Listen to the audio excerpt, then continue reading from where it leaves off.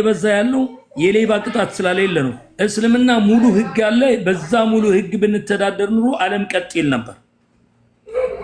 ከዚህ አንፃር ነው። ስለዚህ ይሄንን ጥያቄ ሳይሆን መሰረት መጀመሪያ ወገኔ አሁን ላንቺ መመክርሽ ምንድነው መጽሐፍሽን በደንብ አንብቢ። መጽሐፍሽን በደንብ አንብቢና ከዛ በኋላ መሰረት ላይ መጀመሪያ ጠይቂ። አሁን ታች ነች የጠየቅሽው ትርጉም የሌለው ነገር ቢሆንም ባይሆንም ምንም ችግር የማይፈጥር ያላይ ከፈጣሪሽ ጋር ግንኙነት ሊያገናኝሽ የሚችል ነጥቦችን ሳትይጂ በዚህ ዙሪያ ላይ ብቻ ስታወሪ ሊጠቅምሽም አይችልም መሰረት ላይ ብልሹ ስለሆነ። ስለዚህ ምንድነው ምለው እኔ መጽሐፍሽን አንብቢ። ኢየሱስ አምላክ ነኝ ብሎ ያለበትን ባይብል ላይ ካለ አንብቢ። እኛ እስካሁን ድረስ ባይብል አንብበናል። እኔ አምላክ ነኝ ያለበት አንድ ቦታ ላይ የለም። አምልኩኝ ያለ አንድ ነጥብ ቦታ የለም። ስለዚህ እሱን አንብቢና መጀመሪያ ከዛ በኋላ በመጽሐፍሽ መሰረት እዛ ቦታ ላይ ጥያቄዎችን አቅርቢ።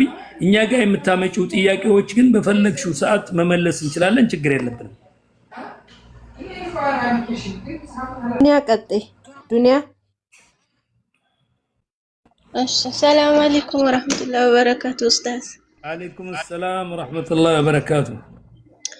የኔ ጥያቄ ነዝርን በተመለከተ ነበርና አንደኛውን ነዝር ያው እያወቅኩ ነው የገባሁበት። አንደኛውን ግን ቆይቷል። አንደኛው ነዝር 16 አመቱ ነውታል፣ አንደኛው 10 አመቱ ነውታል እና የ16 አመቱን ዝም ብለው ሰዎች በጀማዓ ሲያደርጉ አይቼ በቅናት መንፈስ ተነሳስቼ ነው እንጂ ያኔ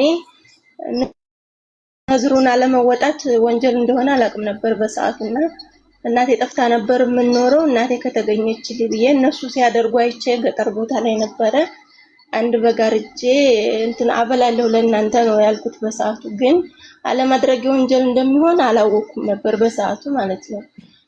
ይሄኛው ነዝር ግን አውቃለሁ መስጊድ ላይ ነው የመስጊድ ፕሮግራም ተደርጎ መስጊዱን ለማሰራት እና 70 ብሎኬት የሚገዛ ብር ሰጣለሁ ብዬ ነው በሰዓቱ። ብሎኬቱ የሚገዛ አንድ ብሎኬት 10 ብር ነው፣ 70 ብር ማለት ነው የሚሆንብኝ የነበረው። ግን እሱን አልከፈልኩም እስካሁን ድረስ 10 አመቱ ነው።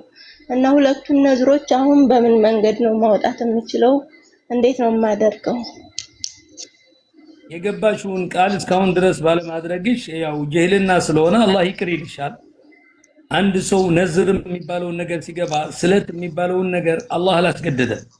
በገዛ ራሳቸው ናቸው ሰዎች እንቅ ሲላቸው ስለት ውስጥ የሚገቡ። ስለት ውስጥ መግባት በእስልምና የተወደደ አይደለም። ግን አንድ ሰው ስለት ውስጥ ከገባ ለአላህ እስከሆነ ድረስ መተግበር አለበት። አሁን ያወጣሽውን ስለት ለአላህ ነው። ስለዚህ እነዛ የገባሻቸውን ስለቶች